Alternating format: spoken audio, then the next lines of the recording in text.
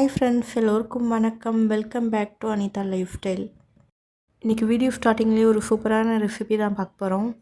மோஸ்ட்டாக நான் ஷேர் பண்ணுற எல்லா ரெசிபியும் நான் அடிக்கடி பண்ணுறதா இருக்கும், இல்லை நல்லா வந்திருக்கும். ஃபஸ்ட் டைம் பண்ணுற ரெசிபியாக இருந்தால் கூட கரெக்டாக நோட் பண்ணி வச்சுட்டு எப்படி பண்ணுறதுன்னு கரெக்டாக பிளான் பண்ணி தான் பண்ணுவேன்.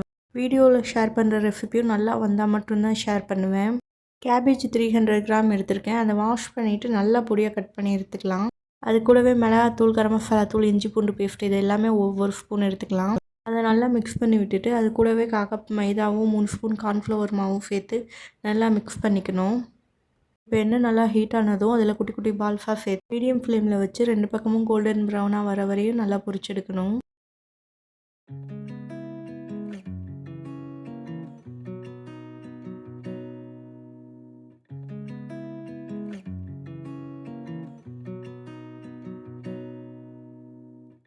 அடுத்ததாக ஒரு கடாயில் 2 ஸ்பூன் ஆயில் சேர்த்துக்கலாம். அது கூடவே சாப் பண்ண ஜிஞ்சர், கார்லிக், க்ரீன் சில்லி சேர்த்துக்கலாம். ஸ்லைஸ் பண்ண கேப்சிகம் அண்ட் பிகானியனையும் சேர்த்துக்கலாம். இது எல்லாத்தையும் ஜஸ்ட்டு 2 மினிட்ஸ் வதக்கி விட்டு அதுக்கப்புறமா சாஸ் ஐட்டம்ஸ்லாம் சேர்த்துக்கலாம். 1 spoon soya sauce, 1 spoon vinegar சேர்த்துக்கலாம். 2 ஸ்பூன் டொமேட்டோ சாஸ் சேர்த்துக்கலாம். மிளகாத்தூள் 1 ஸ்பூன், தேவையான அளவு உப்பு சேர்த்து லேசாக வதக்கி விட்டுக்கலாம். 100 ml தண்ணி சேர்த்து ஒரு 2 மினிட்ஸ் மட்டும் கொதிக்க விட்டுக்கலாம்.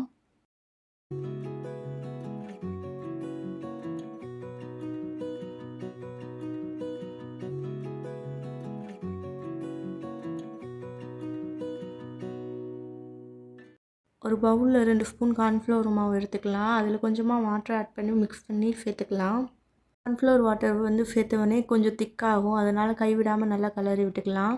இப்போ நம்ம பொரிச்சு வச்சுருந்த பால்ஸையும் இது கூட சேர்த்துக்கலாம். கேபேஜ் பால்ஸ் மஞ்சூரியன் சாஸில் நல்லா மிக்ஸ் ஆகிற அளவு ஒரு 5 மினிட்ஸ் மீடியம் ஃப்ளேமில் வச்சு கிளறி விட்டுக்கணும். பொடியாக கட் பண்ண கொத்தமல்லி அதில் சேர்த்துக்கலாம். ஸ்ப்ரிங் ஆனியன் இருந்தால் கூட சேர்த்துக்கலாம், டேஸ்ட் இன்னுமே நல்லாயிருக்கும்.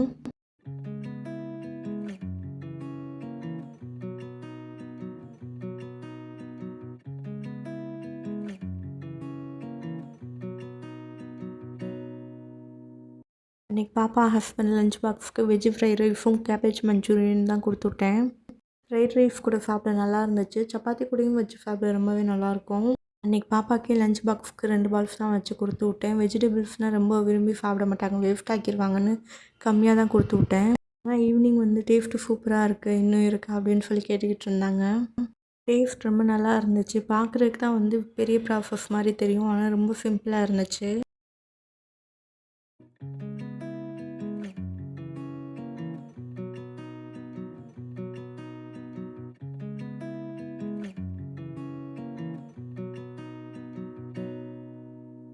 லஞ்ச் பாக்ஸ்லாம் பேக் பண்ணி கொடுத்து விட்டுட்டு கொஞ்சம் ரிலாக்ஸ் பண்ணி அடுத்த வேலையை ஸ்டார்ட் பண்ணியாச்சு.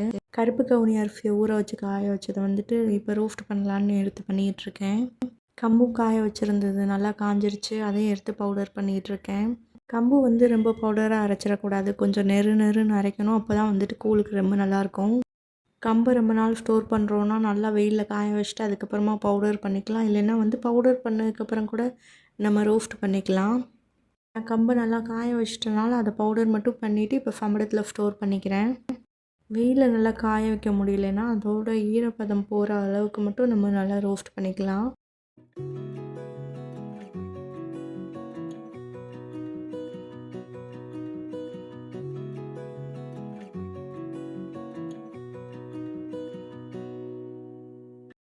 அடுத்ததாக நம்ம முளைக்கட்டி வச்சுருந்த ராகி இருக்குல்ல, அது நல்லா முளைச்சி வந்திருக்கு.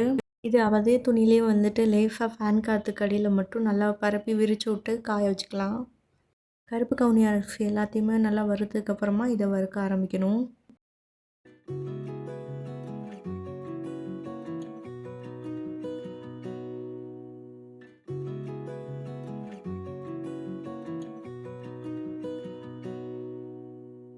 ராகி வேணுன்னா கூட வெயிலில் காய வச்சு எடுத்துக்கலாம், ஆனால் நம்ம நல்லா வறுத்துருவோம், அதனால் அந்த அவசியம் இல்லை. கருப்பு கவுனி அரிசி எல்லாத்தையுமே வறுத்தாச்சு. இப்போ இது எல்லாமே ஆறட்டும். ஜீரக பவுடர், மிளகு பவுடர்லாம் தீர்ந்து போச்சு. சரி, அதையும் அரைச்சி வச்சுருவோம், கையோடன்னு அரைச்சிட்ருக்கேன். இது 2யுமே பவுடர் பண்ணி வச்சுட்டா தான் சமையல் கொஞ்சம் ஈஸியாக இருக்கும். இல்லைன்னா அப்பப்போ இடிகளில் வச்சு நம்ம நுணுக்கிட்டு இருக்கணும். எமர்ஜென்சியான டயத்தில் ஹெல்ப்பாக இருக்கும் நமக்கு.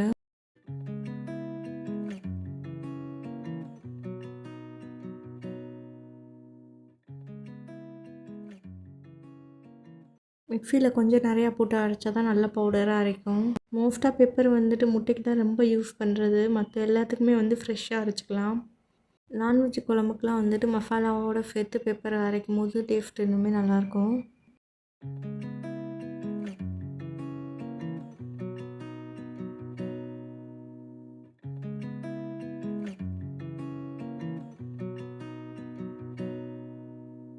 ஜீரக மிளகு பவுடர் அரைச்சிட்டு வரக்குள்ளேயும் கருப்பு கவுனி அரிசியும் வந்து ஆறிடுச்சு. ஃபேன் காற்றுக்கு கீழே வச்சனால சீக்கிரமாக ஆறிடுச்சு. அதையுமே நல்லா பவுடர் பண்ணி சில்வர் சம்பளத்தில் சேர்த்து வச்சாச்சு. அடுத்ததாக ராகி ஸ்ப்ரவுட் மால்ட்டுக்கு வந்து ரெடி பண்ணிடலாம். ராகி நல்லா முளைக்கட்டி வந்திருக்கு. இது குழந்தைங்களுக்கு ரொம்பவே நல்லது. சின்ன வயசுலேருந்து நம்ம கொடுக்கும்போது அவங்க போன்ஸ் வந்து நல்லா ஸ்ட்ரென்தன் ஆகும். அதோடு நம்மளுமே டெய்லி ரெகுலராக எடுத்துக்கலாம். போன்ஸ் எல்லாம் வந்து ஸ்ட்ரென்தன் பண்ணும்.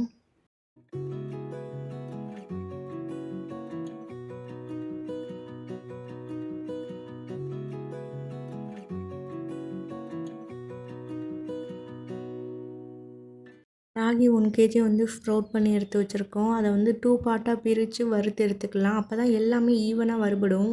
குழந்தைங்களுக்கு டேரெக்டாக பாலில் ஆற்றி நம்ம கொடுக்குறனால எல்லாத்தையுமே ஈவனாக நல்லா ரோஸ்ட் பண்ணி எடுத்துக்கணும்.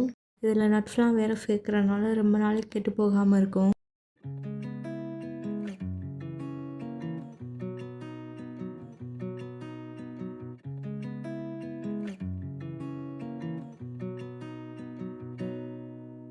கடாயில் ஃபஸ்ட்டு 1/2 kg ராகியை சேர்த்துக்கலாம். ஃப்ளிம்மும் இல்லாமல் மீடியம் ஃப்ளேமும் இல்லாமல் ரெண்டுக்கும் நடுவில் வச்சு நம்ம நல்லா ரோஸ்ட் பண்ணி எடுத்துக்கலாம். ராகி ரோஸ்ட் பண்ணும்போது தான் கொஞ்சம் டைம் எடுக்கும், ஆனால் சீக்கிரம் கெட்டு போகாது. டேஸ்ட்டுமே நல்லா வறுக்கும் போது சூப்பராக இருக்கும். ராகி 2 பார்ட்டாக பிரித்து நல்லா ரோஸ்ட் பண்ணதுக்கப்புறமா 100 கிராம் மக்கானா சேர்த்து நல்லா ரோஸ்ட் பண்ணி எடுத்துக்கலாம். பாதாம் 200 கிராம் எடுத்து நல்லா ரோஸ்ட் பண்ணதுக்கப்புறமா கேஷ்யூ 200 கிராம் எடுத்து நல்லா ரோஸ்ட் பண்ணிக்கலாம்.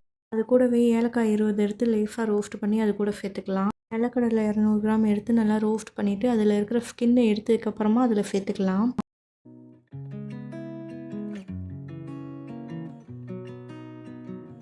இது எல்லாத்தையும் பெரிய தாம்பலத்தில் வச்சு ஆற வச்சுருக்கேன். நல்லா ஆறட்டும். கருப்புளுந்தை ஊற வச்சுருந்தது அதோட தண்ணியை ஃபில்டர் பண்ணிவிட்டு அதை காய வச்சுக்கலாம். கருப்புளுந்தை முளைக்கட்டி பண்ணலான்னு பார்த்தேன். அதோட குவான்டிட்டி கூட இருக்கிறதுனால சரி ரிஸ்க் எடுக்க வேணாம், வேலையை சீக்கிரமாக முடிக்கலான்ட்டு ஃபில்டர் பண்ணிவிட்டு இப்போ வந்து நம்ம காய வைக்க போகிறோம். காய வச்சதுக்கப்புறமா நல்லா ரோஸ்ட் பண்ணிவிட்டு இதை மிஷினில் அரைக்க கொடுத்துடலாம்.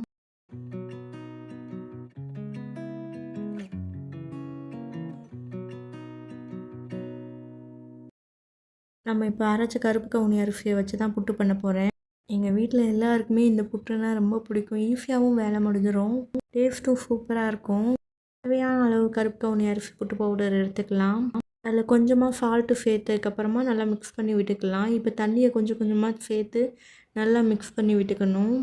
வாட்டர் சேர்த்து நல்லா மிக்ஸ் பண்ணும்போது புட்டு மாவு டபுள் ஆகும். அதனால் அளவு பார்த்துட்டு எவ்வளோ பேர் மெம்பர்ஸ் இருக்காங்களோ அதுக்கேற்ற மாதிரி நீங்கள் எடுத்து ப்ரிப்பேர் பண்ணிக்கலாம். இப்போ புட்டு மாவு ரெடி ஆகிடுச்சு. இதை பிடிச்சி பார்த்தீங்கன்னா நல்லா கொலக்கட்டை பிடிக்கிற மாதிரி நல்லா அமுங்கி வரும். நல்லா ஈரப்பதமாக இருக்கணும். 5 to 10 minutes மட்டும் ரெஸ்ட்டு கொடுத்துட்டு எப்பயும் போல் நம்ம புட்டு வேக வைக்கிற மாதிரி புட்டுக்குள்ளால் சேர்த்து வேக வச்சு எடுத்துக்கலாம்.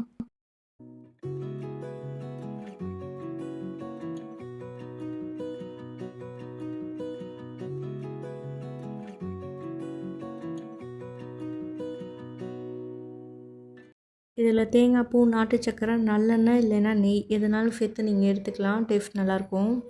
டின்னர் வேலை ஈஸியாக முடிஞ்சிருச்சு. அதோட ஹெல்த்தியும் கூட இல்லை. அதோட கருப்பு கவுனி அரிசியில் புட்டு பண்ணும்போது ரொம்ப டேஸ்ட் சூப்பராக இருக்கும். அதனால் மோஸ்ட்லி வந்து கருப்பு கவுனி அரிசியை வந்து புட்டுக்கு எடுத்துக்கிறது.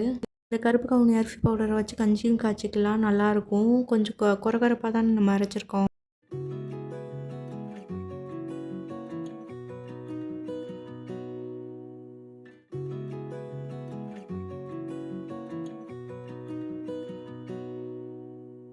இதுவும் இப்போ நல்லா ஆறிடுச்சு. நிலக்கடலை இருக்குல்ல, அதில் இருக்கிற தொலியுமே நம்ம எடுத்தாச்சு. எல்லாத்தையும் ஒன்றா சேர்த்து அரைக்க எடுத்துகிட்டு போகிற சம்பளத்தில் சேர்த்துக்கலாம்.